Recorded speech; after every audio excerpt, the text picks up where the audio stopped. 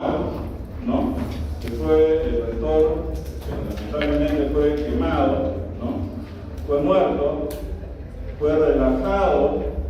Se mucho el término relajar. ¿Qué significa relajar? ¿Saben? Quiero relajar.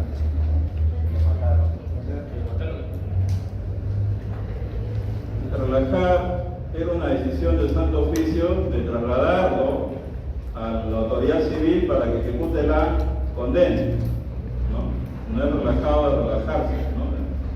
Es otro término que se utiliza ahí en el fallo que dicta el Tribunal de Santo Oficio contra el rector de San Marcos.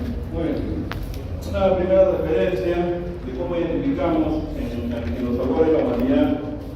Ya hemos dicho que nosotros, los hombres, siempre he vivido a lo largo de la historia en conflicto. Y no es una cosa del hombre primitivo, sino también del hombre moderno. Hace 2 días que acaba de pasar. ¿No? ¿2 días? ¿No? ¿Qué ha pasado? En el mundo. Irán. Irán ha lanzado misiles, drones al Estado de Israel. Israel es una potencia militar, una potencia económica. Los iraníes también son una potencia en esa zona. Sin embargo, sí hay conflictos, unos conflictos que datan de, son conflictos históricos que tienen ellos y que están irresueltos. Y lo mismo la Ucrania y los rusos. Y probablemente algunos, y esperemos que no se dé, estamos encaminándonos a una tercera guerra mundial. El hombre nunca deja de sorprendernos, ¿no? Lamentablemente, nunca deja de sorprendernos. Entonces, el conflicto siempre ha existido, y en los orígenes de la humanidad tenemos que cuando una persona le atentaba su patrimonio o atentaba contra la vida de él o de sus familiares, tomaba la venganza con su propia mano, lo que se conoce como la venganza privada.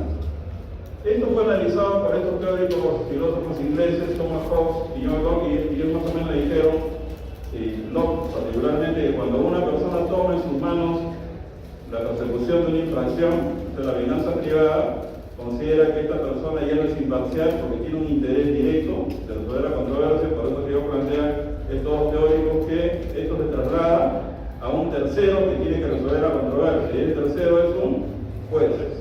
En la denominación que ustedes ven, históricamente van a ver en comunidades africanas, comunidades australianas, donde algún anciano, ¿no?, resuelve, por ejemplo, la controversia, que hace la función de juez, ¿no? Y resuelve la controversia, el nombre que sea, como el Cadí, que son los que resuelven en el sistema islámico, pero vamos a ver que un juez en el sistema islámico es un juez, ¿no? Es uno de los que resuelve la controversia. Entonces se buscó que alguien resolviera la controversia de los humanos. Y esto va a delinear primero una intervención del juez, y segundo, va a delinear una forma de procesar a una persona que había cometido la infracción. Entonces acá entramos al derecho griego. Jordi Nieva, en esa lectura, que habla sobre el tema procesales, desde mi punto de vista es un conocedor del derecho, pero él dice que el sistema inquisitivo nació en Roma, ¿no? Hace una referencia a Roma, pero antes de Roma estaban los griegos. Los griegos son un referente cultural importante para los romanos, ¿no? Son antecedentes. Entonces, en Grecia ya había, por ejemplo, formas de procesar a una persona que cometió un delito. Y primero lo que hicieron los griegos fue, tenían una concepción particular y privada del delito, y ellos hicieron una primera clasificación en que había delitos de persecución pública, porque cuando afectaban intereses colectivos o comunitarios, y había delitos de persecución privada, delitos cuando privaban básicamente un interés individual. Si esto lo llevamos actualmente a lo que sería delito de persecución pública, por ejemplo, sería un delito de peculado. Y un delito de persecución privada sería un delito que afecta el honor de las personas mediante y que se procesa mediante una querella. Esa división que ya estaba hace muchísimos años en Grecia. Y aquí en Grecia vemos la intervención en el proceso de juzgamiento al pueblo.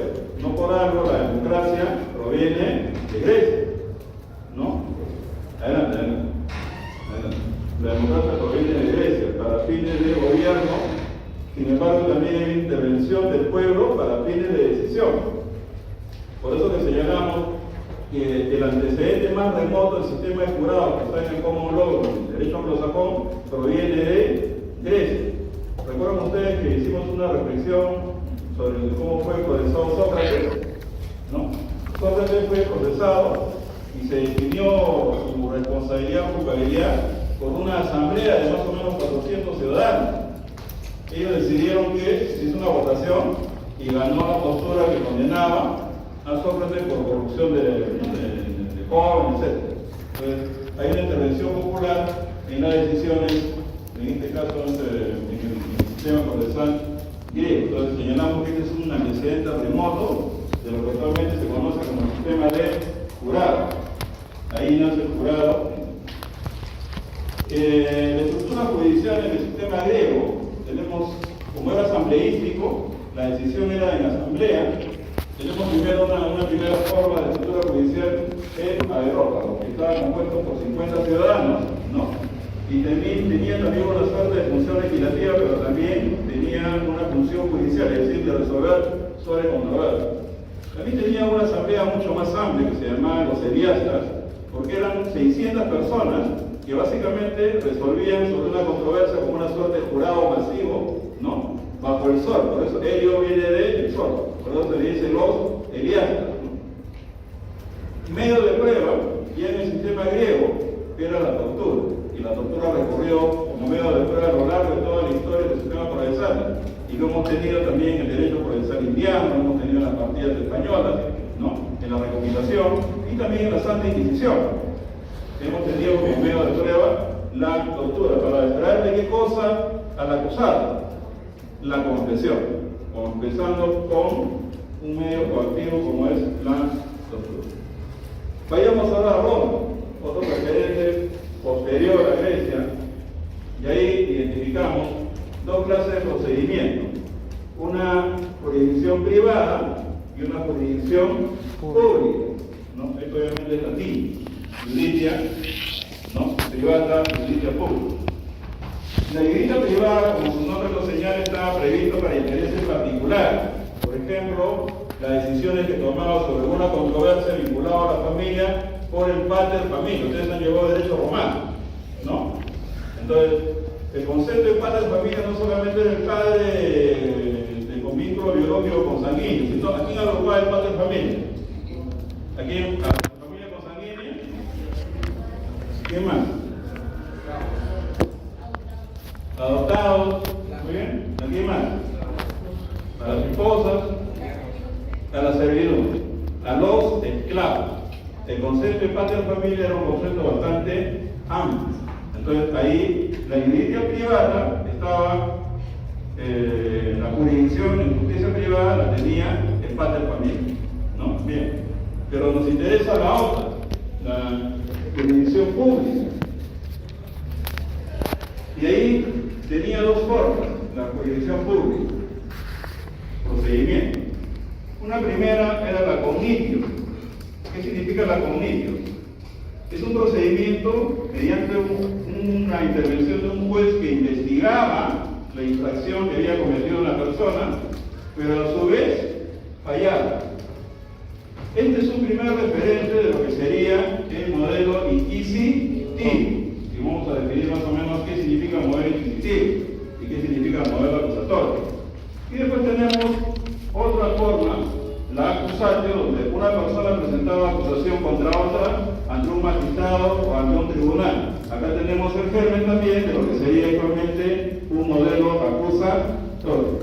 Vamos más o menos colocándonos y poder entender las diferencias entre uno y otro modelo. Siempre en el entendido de que no hay sistemas puros. Siempre en el entendido que, si bien es cierto, vamos adelantando, el sistema inquisitivo es el que probablemente haya sido un sistema donde haya habido disminución de derechos del imputado, del acusado, ¿no? Pero también el sistema acusatorio ha tenido sus demonios. No es que todo ha sido limpio y puro el sistema acusatorio, también ha tenido sus problemas. Porque aún con el sistema acusatorio se utilizaba, por ejemplo, medios de prueba como la tortura, ¿no? Vamos a entrar en este momento a definir la diferencia. Julio Meyer el profesor argentino, ella decía que la cognitio, modelo inquisitivo, era una especie de instrucción sumarial llevada a cabo por un juez. ¿Por qué es instrucción sumarial? Porque hemos tenido procedimientos, incluso en el modelo mixto que actualmente se tiene, está vigente, está en litigación, como es el Código de Procedimiento 1940, donde hay un juez instructor, hay un juez que investiga. Y tenemos el decreto legislativo 124, donde hay un juez que investiga como el fiscal, y también el mismo juez es el que falla. Entonces tenemos actualmente en el decreto legislativo 124 una forma de cognitio, donde el juez investiga y el juez falla, ¿no?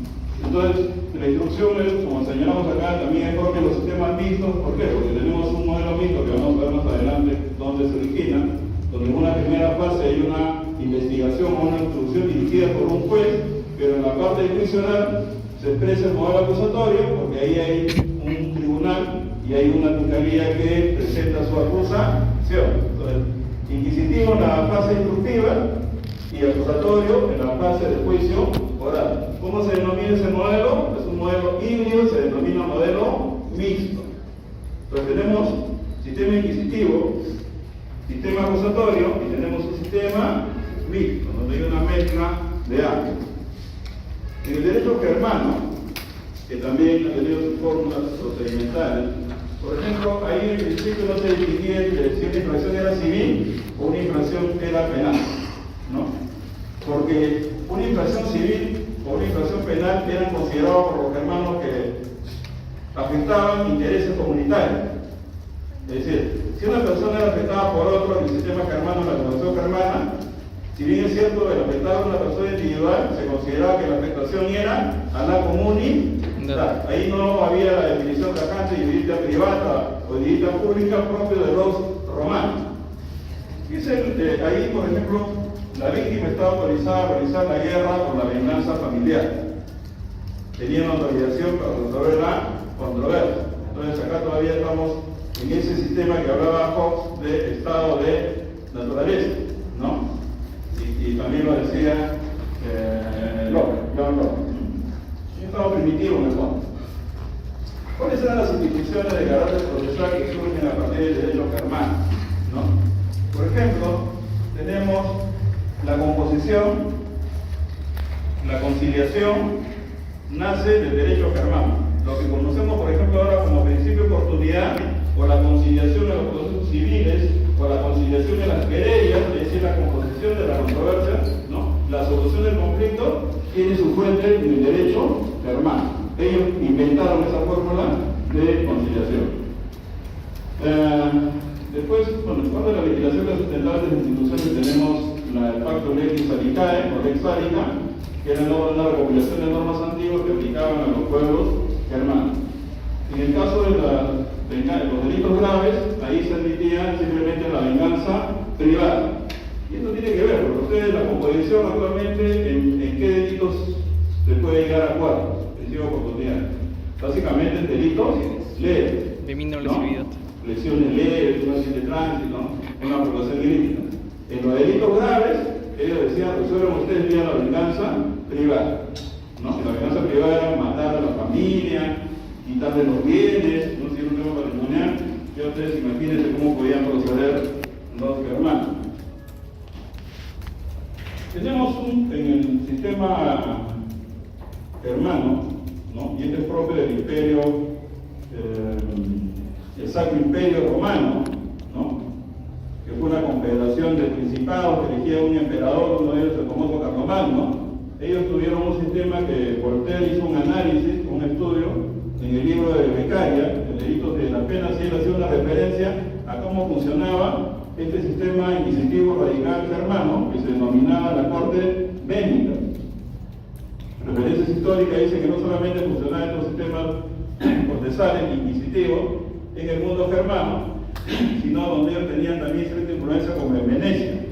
Venecia también, la Corte Bénica, en su momento intervenía con estos procedimientos. Y él decía, por ejemplo, que este era un tribunal donde había una severidad extraordinaria en la persecución de las infracciones. Y aquí voy a señalar más o menos en la siguiente diapositiva cómo actuaba este tribunal. Y ustedes de repente identificarán algún otro. La Corte Bélica, por ejemplo, dice, delegaba comisarios que iban incógnitos a todas las ciudades de Alemania. ¿Para qué? Para detectar, ¿no?, infracciones de ciudadanos alemanes. Bueno. Segundo, dice, tomaban informes, o sea, investigaban sin hacérselo conocer al acusado o al investigado, es decir, una investigación secreta. Usted estaba siendo investigado y no sabía que había un comisario de la Corte Bélica que usted lo está investigando, ¿no? Ahora, Jordi Nieves en ese artículo dice, estos rezagos inquisitivos que nosotros nos sorprendemos, ¿no?, lo tenemos ahora. ¿Por qué? En nuestro Código Procesal Penal, por ejemplo, hay investigación secreta, donde la Fiscalía declara secreta la investigación y simplemente sin conocimiento de la parte lo hace. Entonces, por eso Jordi Nieves dice, nos horrorizamos, ¿no?, de algunas fórmulas inquisitivas en los sistemas antiguos, pero sin embargo lo tenemos ahora. Y ya se dice, los juzgaban sin oírlos. No, los juzgaban sin oírlos. O sea, uno estaba siendo procesado y juzgado y no sabía de nada. Y Jordi Nieves dice, actualmente también utilizamos fórmulas donde tomamos una decisión jurisdiccional y no escuchamos al imputado. ¿Hay o no hay? ¿Qué dicen ustedes? Para hacer una comparación. La pregunta es, ¿los jueces toman decisiones sin escuchar a la parte afectada? ¿Ah? No. A la señora Dina Boluarte, que le acaban de llenar su casa y palacio, le escucharon para tomar esa decisión al juez supremo de investigación preparatoria. Apenas silencio, pues. Porque en los procesos cautelares hay una regla que se llama inaudita tercera parte. Decido sin conocer, sin que la otra parte que va a ser afectada me escuche. Cuando le hacen una interceptación telefónica a un investigado, el investigador y el juez aprueba, el investigador no sabe que lo están poniendo. Que están interceptando sus comunicaciones, lo están grabando. Entonces, él dice, no repito, no nos recomendemos que estos que tienen signos, también existen rezagos en los procesos modernos, y esto está en nuestro proceso penal acusatorio, ¿no? Haciendo una comparación.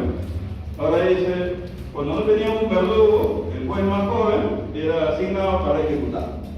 Es decir, el juez los investigaba, el juez los procesaba, el juez los juzgaba sin oírlos, los sancionaba, los condenaba a muerte y el juez directamente ejecutaba la sentencia de muerte. Entonces, este es un modelo que yo le denomino un sistema procesal inquisitivo bastante radical, ¿no?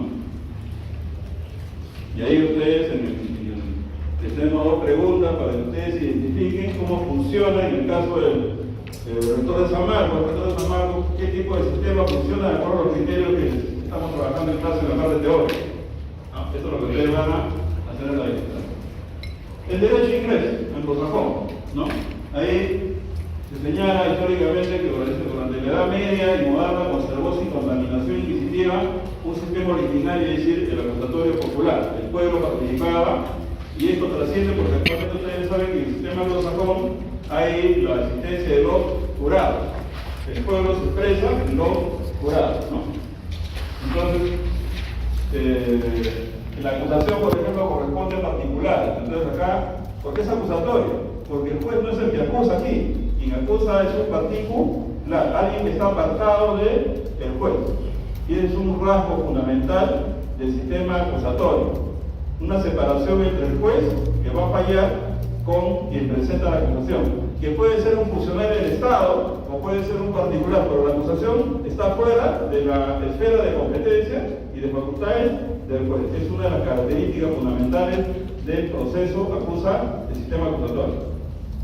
En el Código Procesal Penal del 2004 lo tenemos. El juez en el sistema del 2004 ya no investiga. Quien investiga, ¿quién es? El Ministerio Público. La Fiscalía es el encargado de la acusación y la investigación. Podemos identificar el jurado de acusación. ¿Qué significa el jurado de acusación? Ustedes han oído del gran jurado del sistema estadounidense. ¿Tienen alguna idea? En la película, ya en la película. ¿Qué pasa con el gran jurado? Son ciudadanos. Ya. Ya. Son serios. Son realmente legos en derecho Ya. y tienen que mantener pues un comportamiento que les haga pues digno de estar ahí. No puede ser cualquiera, no tenga Ya, pero ¿cuál es su función? declarar culpable o inocente. No. Yo sepa, los jurados que usan ahorita en Estados Unidos son jueces, personas que están aisladas del caso, y o sea, son personas que no tienen ninguna relación con las partes. A su vez, ellos tienen que evaluarlas, o sea, tienen que ver, ¿no?, todos los procesos dentro del tribunal, y al final lanzar una resolución dependiendo del modo de juicio. Salvaguardia frente a resoluciones malintencionadas. Es una salvaguardia para.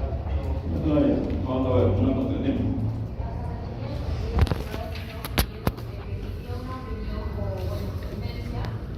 Pero no siempre era algo que el juzgado lo tenía que tener en cuenta, pero no siempre tenía que hacer caso a lo mismo del Ya, juzgado. vamos a ver. ¿Qué dice acá? Esto vamos a hacer para poder entender. El jurado de acusación es diferente al jurado de juzgamiento, al que me ha hecho referencia la alumna. ¿Tu nombre? Que me está haciendo referencia al jurado de juzgamiento, que es diferente al jurado de acusación. Entonces, esto se crea con las leyes Clarendon, que es un palacio donde reinaba en la época de Inglaterra el rey Enrique II. En 1176 creó una fórmula que se denominaba la Inquisición por vecindad. ¿Qué significaba eso? Que, por ejemplo, en una comunidad había un vecino que había cometido un delito, una infracción, y los encargados de acusarlo, ¿no?, de establecer su culpabilidad, eran sus propios vecinos. O sea, se encargaban de la acusación, de atribuirle los cargos a este señor. Es como cuando la fiscalía presenta la acusación en el sistema naval. Acá quien presenta la acusación no es la fiscalía, sino sus propios vecinos. A eso se denomina el jurado de acusación. ¿Por qué decimos que es un referente importante al gran jurado del sistema estadounidense? Cuando la fiscalía tiene un caso determinado y quiere llevar esto al proceso, el gran jurado hace de filtro y analiza si lo que presenta la fiscalía tiene pruebas suficientes. Ellos denominan causa probable, ¿no? Causa probable para que justifique que esto vaya a proceso. Entonces la fiscalía se somete a ese filtro. Si este jurado dice no pasa tu caso, simplemente hay que. La fiscalía no puede avanzar. Entonces, no es propiamente un jurado de acusación, ¿no? El sistema gran jurado del sistema estadounidense, pero cumple, tiene un símil, ¿no? Es un filtro. En el caso, en el precedente inglés, ahí sí directamente ellos acusan, hacen la función del fiscal, ahí no hay filtro, es directamente acusan. Acá en el gran jurado hacen el filtro para la presentación del caso, al proceso de la fiscalía. Entonces, hay que diferenciar entre lo que es jurado de acusación, que ahora vamos a ver lo que han estado refiriéndose. Ustedes ven la vez que dice el jurado. El jurado como de los 12 que se conoce actualmente en el sistema anglosajón, ¿no? ¿Dónde nace el jurado? Nace en la Carta Magna 1215. ¿Recuerdan ustedes qué pasó en el año 1215?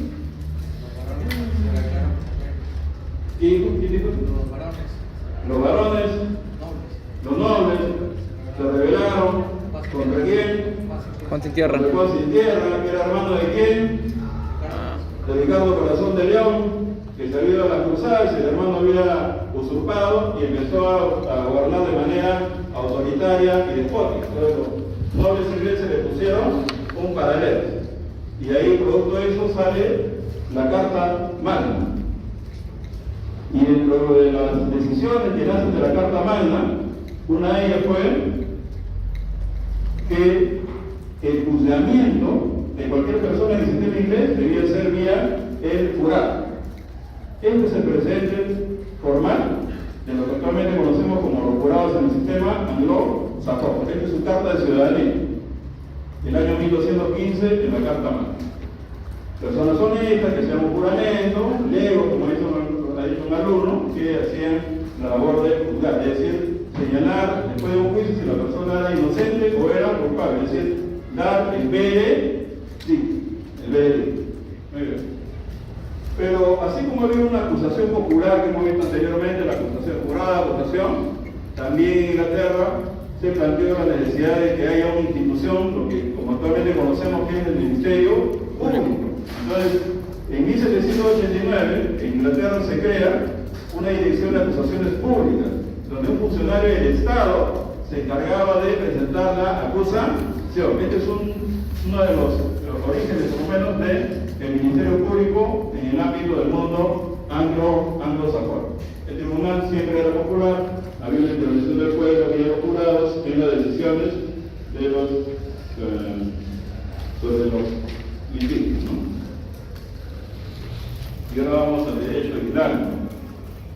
Nos recuerda un poco el Estado iraní, ¿qué características tiene ese Estado? Es un Estado laico, es un Estado teocrático, es un Estado religioso donde se funde la religión con la política. ¿No? Ya imaginen ustedes viviendo allá en Irán, ¿no? Bajo sus costumbres. ¿Por qué ellos se rigen? ¿Por qué normas se rigen ellos? Por el Corán. Y eso es equivalente a la Biblia para los católicos, o la Torá para los de la religión judía, ¿no? Las tres grandes religiones en el mundo.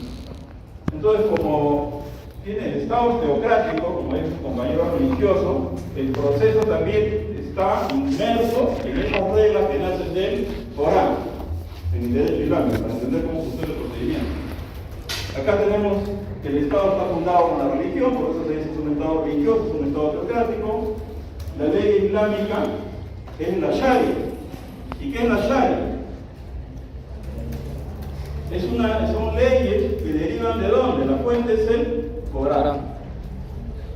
Pero no solamente del Corán, también de la Sunna. ¿Y qué cosa es la Sunna? La Sunna dice que es la palabra de los profetas. Mahoma es uno de los profetas del Islam. Sí, ¿no? Pero no solamente Mahoma, ha habido otros profetas, y esas interpretaciones de los profetas también forman parte de la Sunna, ¿no?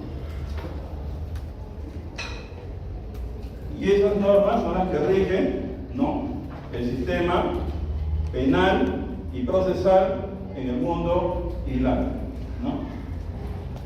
Ustedes han escuchado que los iraníes son chiitas, Yo.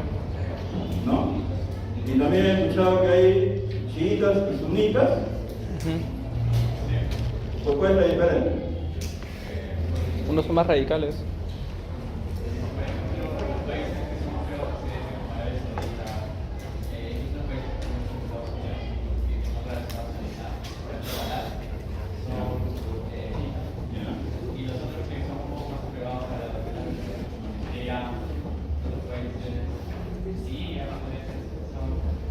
Son minorías, un 10%, pero ya pertenecen a este lado de la más. En el mundo islámico, una idea está planteando su compañero, porque en el mundo islámico hay dos grandes, hay una división, ¿no? Hay los chiitas y hay los sunitas. Los sunitas, ¿por qué? Los sunitas son las interpretaciones de los profetas y creo Mahoma. Entonces hay un grupo, hay un sector del mundo islámico que dicen que esta interpretación de Mahoma hay que seguirlo, ¿no? Y los gobernantes que van a seguir estas interpretaciones que nacen de los profetas pueden ser designados, ¿no?, por todos aquellos que componen esta zona del mundo islámico, ¿no? Pueden ser electos la cabeza del mundo islámico de este sector. A diferencia de los chiitas, que es un grupo más reducido, los chiitas sí creen que va a venir un heredero de Mahoma. Es como una suerte de un Jesús, ¿no? Algo así, una suerte de Mesías, ¿no? Ellos están esperando que en su momento aparezca. En algún momento el Ayatollah Khomeini pensaron ellos que era el Mesías y se iban a creer, y consideran que los ayatollas tienen una conexión sanguínea con Mahoma, pero los chiitas tienen una postura mucho más radical. Desde el punto de vista religioso son más cerrados, que son también una minoría. Por eso que en la confrontación en el mundo islámico también ha habido pues los chiitas con los sunitas, han guerreado, ¿no? Bien.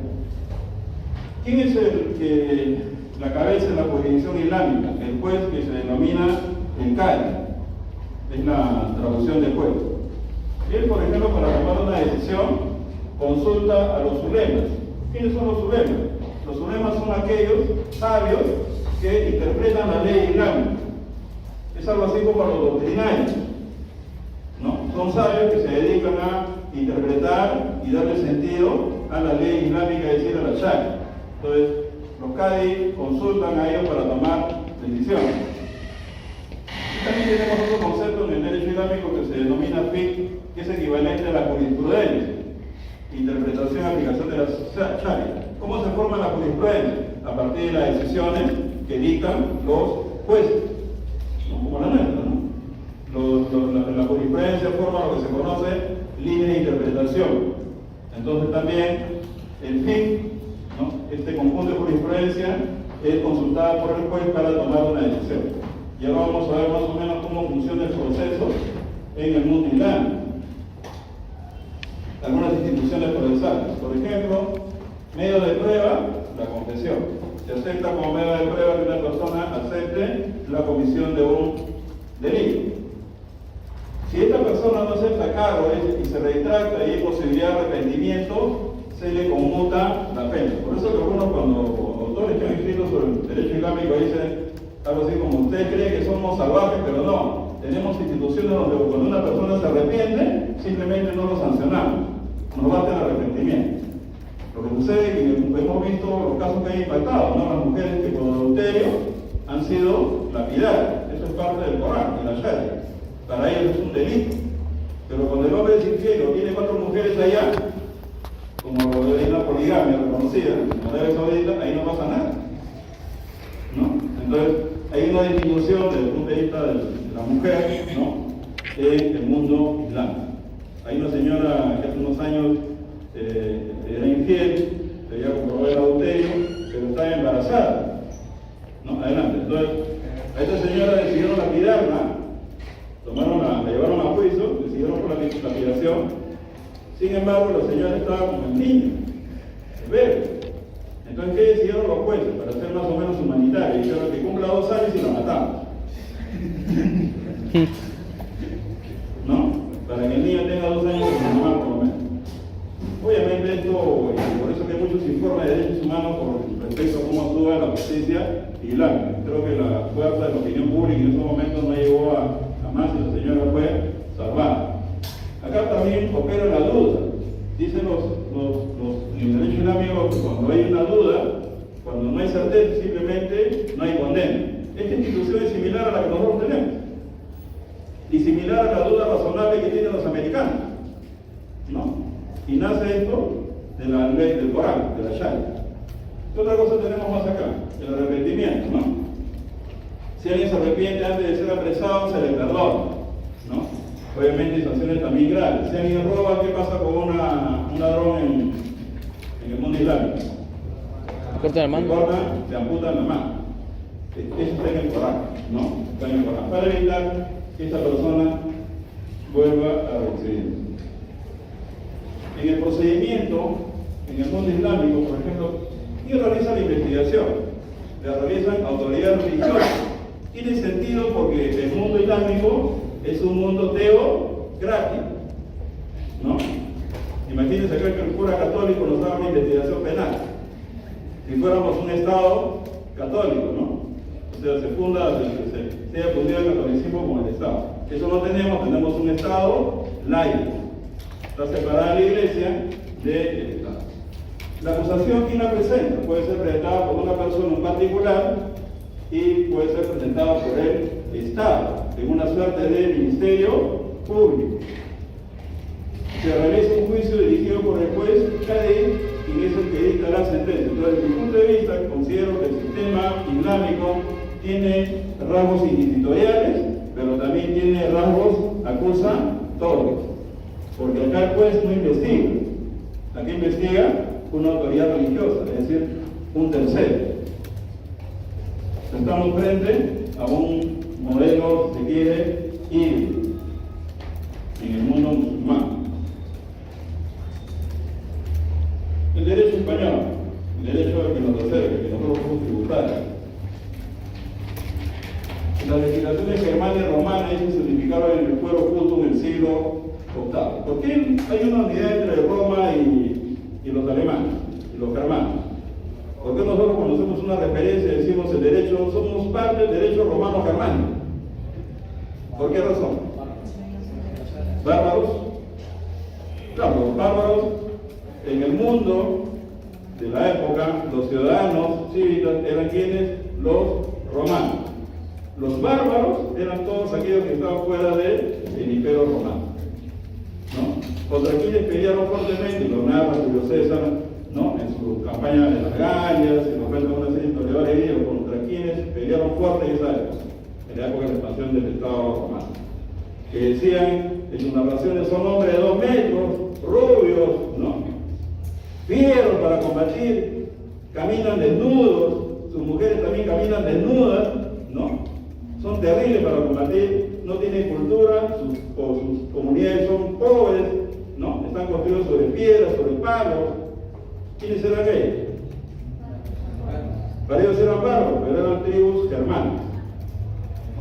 Entonces, así como los romanos invadieron la Germania, hubo una suerte de mixtura cultural, ¿no? Es lo que nos va a pasar con los venezolanos, ¿no? ¿Hay una mezcla cultural con ellos o no? ¿Qué dicen ustedes? No, somos más guapos. ¿Qué? Todavía no se nota. Si ustedes escuchan hablar ahora en las redes a los venezolanos o venezolanas, ¿cómo hablan ellos ahora? Como peruano. ¿Hablan como? Causa. Como las limeñas. ¿No? ¿No? ¿Por ejemplo? Ah,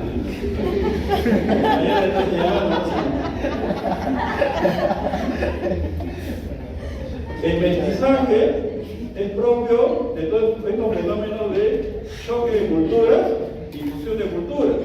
Nosotros hablamos, si no hubiéramos venido los españoles, ¿qué estuviéramos hablando aquí actualmente? De hecho. Quechua, aymara, ¿no? Pero vinieron los españoles y todos hablamos el castellano, del Quijote. Todavía obviamente tenemos nuestras comunidades campesinas, en el Cusco, que hablan, ¿no? Esto de derecho es parte de la tradición, ¿no? Entonces hay una simbiosis, entonces por eso digo, haciendo referencia histórica, ¿no? Acá. Mañana más tarde vamos a tener una mixtura con los venezolanos, ¿no? Una suerte de mestizaje con ellos, cultural, ¿no? Por ejemplo, los venezolanos aman ahora la comida peruana, ¿no? Hay una integración de carácter cultural. Ese fenómeno lo vamos a vivir en el futuro, porque ha sido una migración violenta, ¿no? Miren, en Alemania se produjo una crisis, en toda la zona de Europa se produjo una crisis por la migración siria, a raíz del conflicto en Siria. ¿Cuántos se han registrado en esos países, más o menos? En cantidad de personas. Menos que la migración venezolana. Y han creado zonas casi guetos en Alemania, en Francia, donde algunos se quejan, donde dicen no se puede entrar porque es un barrio musulmán, ¿no? Entonces ahí hay un problema de división cultural, ¿no? ¿Cómo se resuelve eso? Ese es un problema de los europeos, pero bueno. Entonces, acá hay una mixtura. El derecho español somos tributarios del derecho romano-germánico. Tenemos ahí que las instituciones que vinieron de ellos, por ejemplo la composición, la recogimos en la legislación española, y también nosotros, ¿no? Igualmente los fueros locales, que eran comunidades donde se hacía española, donde se ejercía justicia, también aplicaban algunas de estas instituciones procesales que podemos identificar en la historia. Por ejemplo, el fuero justo, que era una suerte de jurisdicción local, ¿no? Local, ahí no había en los procesos lo que se conoce como el principio actualmente de publicidad, eran procesos reservados. Una primera diferencia. el acusado podría evitar el tormento por medio del juramento. Es decir, si un acusado iba a ser sometido al tormento para entregarle una confesión y él decía juro, ¿no? Decir la verdad era una fórmula para evitar el tormento. Ya no había la sordaría ni los juicios de Dios. Ustedes han escuchado la sordaría, una forma irracional de hacer justicia donde dejar la decisión en manos de la divinidad, ¿no? O dejar la decisión en manos de una suerte de pruebas, ¿no? Las pruebas de la verdad, etc., ¿no? Por ejemplo, introducir la mano de una persona en un perol con aceite hirviendo y se decía pues que la persona salía con la mano incólume, era inocente y se quemaba y salía como bróster, ¿no? Era culpable, porque Dios lo había querido. Fórmulas irracionales propias de las cordarías. Lo tiraban al mar. Si aparecía vivo, inocente, hay que aplaudirlo. Si se ahogaba, fin, culpable.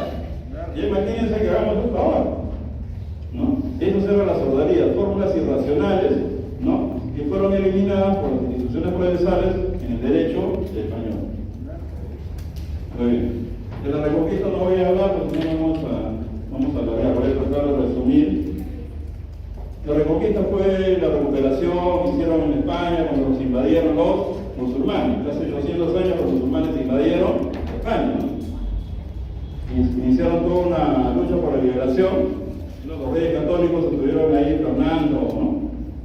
Isabel de Castilla, Fernando de Aragón, encabezaron y lograron expulsar a los musulmanes después de 200 años del mundo en la península. ¿Qué ha quedado en la península? Las grandes obras arquitectónicas musulmanas. El Alhambra, por ejemplo, pueden ustedes revisar, si han logrado ir a España a buena hora, es una arquitectura musulmana, que ha quedado como una obra y es un atractivo turístico. La iglesia católica, se me he equivocado, la iglesia católica, ¿no? Y vamos a entrar al tema que nos va de la literatura. Ustedes saben que cuando nace Jesús y predica Jesús, ¿qué predicaba Jesús? El amor libre, ¿no? El amor a todos, a los animales, a las personas, ¿no? Al enemigo, ¿no? ¿Qué decía? No combatas al enemigo, si te golpea, ya, ponga la otra mentira. Bueno, fue un movimiento revolucionario en su época, ¿no? Porque ahí todo el mundo se mataba y aparece un señor que dice peace and love, ¿no? Paz y amor, hermano, ¿no? Y se veía que fumaba algo medio extraño, pero bueno. Y con los católicos, ¿no? Con los católicos. Como soy católico, entonces promovía la paz, ¿no? La justicia, un gran movimiento reivindicador de los pobres, pero acá sale un tema más terrenal y aparece el Tribunal del Santo Oficio. Según la historia, ¿dónde surge el Tribunal del Santo Oficio? Surge en el año 2000, ahí me he equivocado, 1215. 1215. Les contaré algo, disculpen. El día sábado se me borró toda mi información de mi computadora y estoy haciendo todo el material para ustedes. Lo voy a corregir cuando se les envíe a ustedes. 1215. Se da el concilio de Letrán. ¿Quién gobierna en el papado? El Papa Inocencio III, ¿no? ¿Ustedes recuerdan Ángeles y Demonios? Dan Brown. Ya. En el Palacio de Letrán, lo que actualmente es la Basílica de San Pedro, donde viven los papas, hace muchos años, el aposento de los papas era Letrán, ¿no? Y ahí se realizó el concilio de Letrán y ahí nace el Tribunal del Santo Oficio. Entonces, ¿cuáles eran las razones por las cuales se desarrolla el Tribunal del Santo Oficio? No solamente era la defensa del dogma de la Iglesia Católica, sino intereses profanos, seculares. Porque y es una crítica porque se le hacía a Roma en esa época, el poder que tenía la Iglesia, los territorios que tenía la Iglesia, la intervención de la Iglesia en la política, las cruzadas, porque acá también se aprobaba el tema de las cruzadas, ¿no? Entonces, este concilio marca justamente el inicio del Tribunal del Santo Oficio. y obviamente fue una versión extrema por la falta de garantías, y una expresión es el caso que ustedes tienen en su poder, porque esta regla del Santo Oficio nace en el Concilio de Letrán, 1215. Bien, vamos ahora al sistema mixto, con esto vamos a cerrar, un sistema alternativo a tanto sistema inquisitivo, que era la crítica principal. Ustedes saben que la Revolución Francesa fue para una crítica peor política, hubo sangre, derramamiento para destruir un Estado monárquico que era absolutista y autoritario. La justicia también seguía ese mismo sentido, y básicamente estaba preñado del modelo inquisitivo, es decir, falta de garantías para quien era procesado en ese modelo. Entonces, la Revolución Francesa trajo el sistema mixto, que fue un híbrido entre una primera fase sumaria o de instrucción donde intervenía un juez y una fase en juicio oral de modelo acusatorio, denominada también plenario, donde ahí sí había una separación entre los jueces con el acusador. Este modelo mixto, este sistema híbrido, ha irradiado a una serie de legislaciones europeas, ¿no? También en Latinoamérica, que perviven actualmente. Y les pongo un ejemplo. Si bien es cierto, nosotros tenemos un sistema acusatorio actualmente, el sistema, el español, por ejemplo, sigue siendo un sistema inquisitivo en primera fase y acusatorio en segunda. Ellos tienen un código similar al Código de Procedimiento de 1940 que nosotros lo estamos desechando, ¿no? Ahora, ¿esto significa que tiene pocas garantías del sistema? De ningún punto de vista no.